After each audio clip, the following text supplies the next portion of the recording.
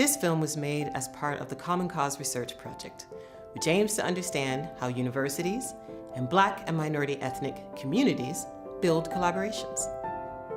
Each of these films tells a different story of how these collaborations might work. They range from long-term partnerships to short-term projects and events. The films are designed to prompt discussion and reflection. We encourage you to ask, what questions might be learned for the future from these stories?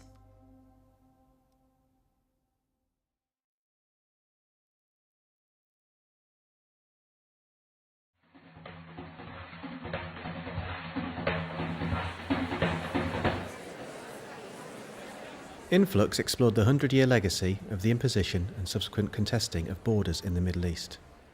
Through working with members of the Middle Eastern refugee community and support groups, a theatre piece was created and toured to a variety of audiences. One country on the left and one country on the right. And when the wind blows, the two countries mingle.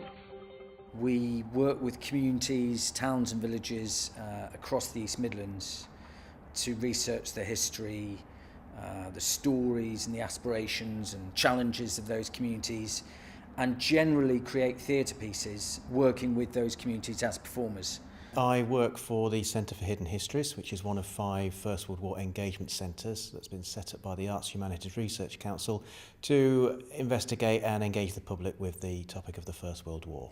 So the university approached Excavate to ask us if we would do some work with kind of BME communities. And at the time, we weren't really sure exactly what the project would be. Our goal with the project has been to look at the kind of the cosmopolitan aspects of the First World War, to bring to public attention the fact that it wasn't simply a trench-based war between Britain and Germany, that lots and lots of people were involved from around the world, and it had a larger, long-lasting impact. We'd thought about working with the refugee community, and it turned out that it was the centenary in 2016 of the Sykes-Picot Agreement, which was signed in 1916 during the First World War.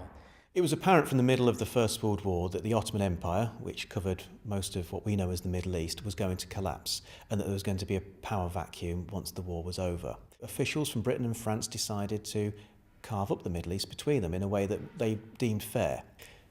It was carried out in secret, and the officials in charge of it were an Englishman by the name of Sykes and a Frenchman by the name of Picot. In many ways, the collaboration or the collaborative elements of it really were at their sharpest at the beginning of the project. They knew that they wanted to work with us. We knew we wanted to work with them. Looking back with the benefit of hindsight, I can see how the project was divided up into stages. They didn't feel like stages at the time. They felt like, what are we doing? We're flailing around here. But now I look back and think, okay, so at that point, we're out in the community, we're building trust. It was a real struggle. It took a long, long time to make. We were able to ask for historical information if we needed it, and we needed some, but we didn't need a great amount because, again, it's something that we're used to doing. Research is part of our working process. What was a struggle? Andy met a lot of people, most of whom didn't end up in the final project, but at every point in that process he was learning from them, he was learning about what he could do, what was going to be realistic. The stakes were so high for a lot of the participants in terms of the information they were revealing.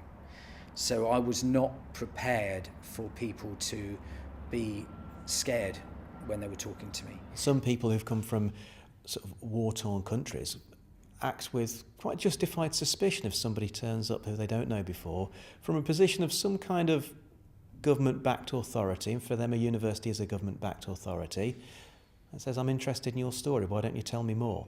The Red Cross in Nottingham run a Tuesday night welcome group where recent arrivals come to learn English, and just about everyone that we then went on to talk to in more depth came out of the conversations with the Tuesday night group. Through working with those groups, we earned a little bit of credibility. They were able to vouch for us. What was a joy?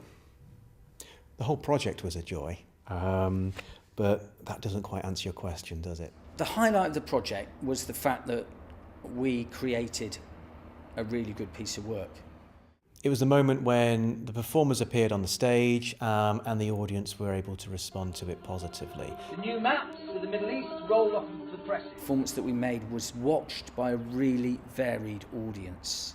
It wasn't something that we made and then performed and went, oh, there's nobody here from the Middle Eastern community. It had a strong historical base. It was philosophically playful and quite provocative. And at the heart of it, it had a Syrian man's story who'd done the classic and crazy journey from Syria to England, across the Sahara Desert, across the Mediterranean, to the jungle in Calais on the back of a lorry.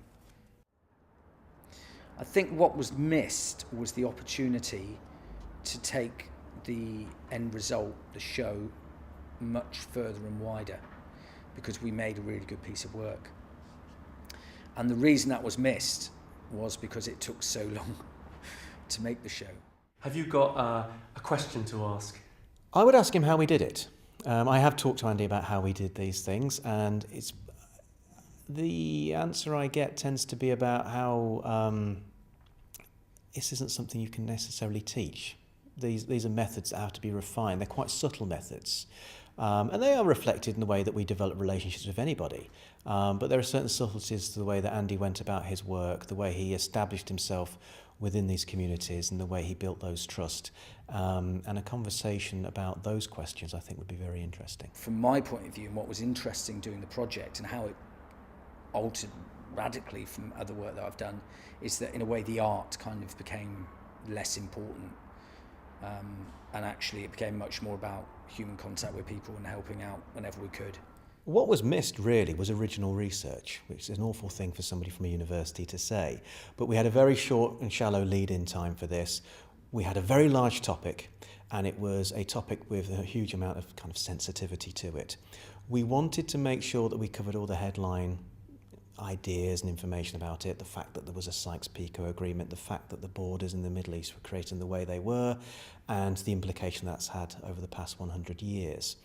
What we missed out on was an opportunity to bring in those people from the Middle East to the historical research and to take more of an insider view, take more of a Middle Eastern cultural view of what that means. So what we missed was those differences and the gap between the common cultural understanding that people have in the UK and the common cultural understanding that people have in the Middle East. And in the next project, we'd like to close that gap.